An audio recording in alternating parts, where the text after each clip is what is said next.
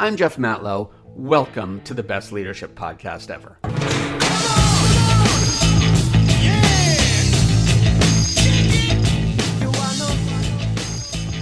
Welcome to all you new listeners. It's great to have you here. And for all the people returning, you know I appreciate you. You're listening to the best leadership podcast ever, the most fun way to learn about life's leadership lessons. My name's Jeff Matlow. I think I already said that in the intro, but hey, now you know it twice, right? I'm a 3-time entrepreneur, keynote speaker, author, and leadership coach. I help transform leaders and teams into the highest performing people in their company.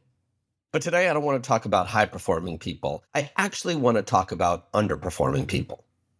And it starts with ancient Greece. You see, in Greek mythology, there was this crotchety man named Pygmalion. I've always pictured him as a cross between Ebenezer Scrooge and Michelangelo, but in a toga. So Pygmalion had trouble dating, mostly because he was mean and hated women, but also because there weren't a lot of dating apps back then in 10,000 BC. One day, he decided he had enough with humanity and began to sculpt an ivory statue of his perfect woman. Now, the statue he created was so beautiful and so lifelike that he fell in love with it. And I'm talking about for real love here, not just like, oh, look, I created this cool thing type of love. He actually gave the statue a name. He talked to her. He dressed her. He even kissed her, which is kind of creepy, but it was ancient Greece, and who knows what was happening back then. Eventually, after treating the statue as if it were a real human, it came to life. It became a human. Now, I want you to keep this story in the back of your mind because it's going to be important in a minute.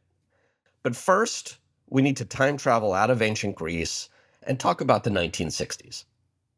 Robert Rosenthal and Lenore Jacobson were two researchers who were interested in improving education. And in 1968, they conducted an experiment to better understand the relationship between a teacher's behavior and a student's performance. So here's what they did. They went to an elementary school, and at the beginning of the school year, they randomly selected a bunch of students and told the teachers that these students had taken a Harvard test, which had identified them as intellectual bloomers. In other words, they claimed that this group of students had a higher potential of learning than the other kids. In reality, though, there wasn't any difference between that group and the rest of the classmates. All Rosenthal and Jacobson did was create a perceived difference. Lo and behold, by the end of the school year, the IQ of the intellectual bloomers increased meaningfully more than the other kids. Go figure, right? What the researchers discovered was that the teachers treated kids differently simply because they believed they were high performers. So whether consciously or not, they gave the intellectual bloomers more attention, more encouragement, and harder challenges. In the end, the expectation of their high performance became a self-fulfilling prophecy.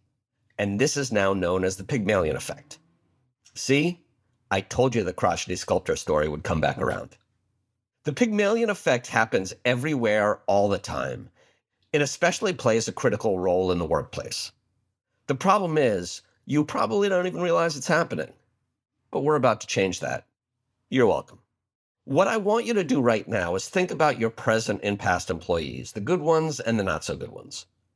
And did the ones you expected to perform well meet your expectations? And when you think of the others, did those employees you thought would fail eventually live up to that expectation? In fact, let me ask you another question. How often did one of your poor performing employees turn things around and become a high performer? I'm guessing not very often, if at all. So what I'm telling you is that the failure of your low performers wasn't necessarily because they were incapable. It was because you didn't treat them the same way that you treat the high achievers. Now, you're probably trying to think of all the ways that I'm wrong, but I'm not. So don't waste your energy. Because I see the Pygmalion effect all the time in my leadership coaching business. I'm often brought into a company to help with underperforming employees or dysfunctional teams. My first question, though, is always the same. It's this: do you actually want your employees to succeed, or do you just want to get rid of them? Because if you want them to succeed, you need to change your perception of them. Then I explain how the Pygmalion effect manifests itself at work. So let me explain it to you. Every interaction with your employees follows a 4-phase cycle that creates the self-fulfilling prophecy. Phase 1 is your impression. You see, you create your impression of the employee's capabilities, and whether it's positive, negative, or somewhere in between, you always formulate an impression. And that leads to phase 2, your behavior. Your impression influences how you behave with them. You most likely don't even realize the nuances of your behavior, but we'll get to that in a second. Which leads us to phase 3, their perception.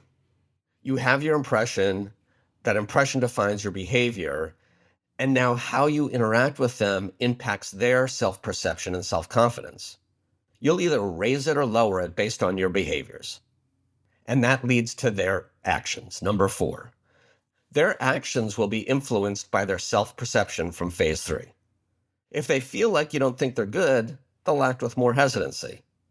But if you think they're a high performer, they'll be more confident and creative. In the end, their actions simply perpetuate and strengthen your impression of them. There's a chart that I put together. You can see it at thebestleadershipnewsletter.com and go to article number 316. But before you go there, let me give you a real-world example. Let's say you have an employee who tends to always argue with you. I actually confront this a bunch with my coaching clients. There always seems to be an employee that when you ask them to do something, they give you all the excuses why they can't. Because of this, you don't like interacting with them as much as your other employees, so you limit your time with them. Maybe your meetings are shorter. Maybe you give them fewer opportunities. Maybe you get frustrated more quickly with them. And because of this behavior, they feel like you don't trust or believe in them, so they push harder on you. You see, in their mind, they're just trying to get the same opportunities as others, but in your mind, they're proving to be the combative person you thought they were in the first place. Eventually, the relationship will deteriorate unless you stop it at the pass. The employee won't succeed because they're going to be frustrated that you don't give them a fair chance. And their actions from this causes you to become more frustrated with them being frustrated with you, and it's a vicious cycle. Tell me, has this happened to you? I'm guessing that it has, because it happens in almost every single company. So here's my challenge to you. Think of 2 employees at your company. One you think is a high performer and one a low performer. And for the next week, here's what I want you to do.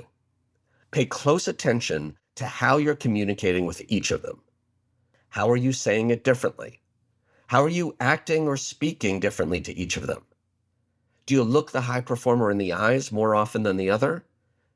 Do you acknowledge the high performer more frequently? Do you give them special opportunities for growth that you don't give the low performer? Once you start understanding how you're treating people differently, then what I want you to do is to believe that everybody on your team can excel. I want you to dare to believe that the low performers can be high performers. Don't fake believe it. You have to actually believe it. So instead of sabotaging them, raise the bar for everybody. Expect more from all of them. Set higher standards and give them all the equal freedom to excel. I dare you to do it. You see, Pygmalion never fully realized how much of a jerk he was. The good news is that you're better than him. I know you are. Once you believe in all members of your team, you're going to be amazed at how much better they can be. Trust me, I see it all the time. So if your employees aren't growing, maybe it's not them that are failing. It's probably you. If this resonates with you and you're looking for some advice or support, reach out to me, leadership@bytitleonly.com. It's great to have you here. I appreciate you. If you like this, go to thebestleadershipnewsletter.com. You're going to love that.